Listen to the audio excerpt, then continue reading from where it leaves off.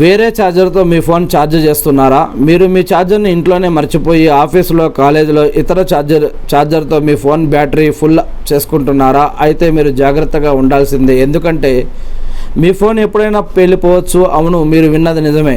ఇలా చేస్తే మీ ఫోన్ నుంచి ఎప్పుడైనా మంటలు రావచ్చు.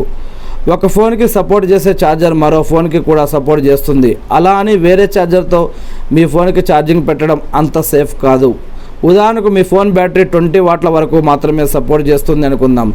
దానికి మీరు 80 వాట్ల ఛార్జర్తో ఛార్జింగ్ పెడితే ఆ పవర్ను తట్టుకోలేక ఫోన్ బ్యాటరీ పేలిపోయే అవకాశం ఉంటుంది. అలాగే బ్యాటరీ వాట్లు ఎక్కువగా ఉండి ఛార్జర్ తక్కువ వాట్లతో ఉంటే ఛార్జర్ పవర్ తగ్గిపోతుంది. దీంతో ఆ ఛార్జర్తో ఒరిజినల్ ఫోన్ ఛార్జింగ్ వేగం తగ్గిపోతుంది. ఒకే కంపెనీకి చెందిన ఛార్జర్లు అయినా రెండు బ్యాటరీల వాట్లు సేమ్ ఉన్నా సరే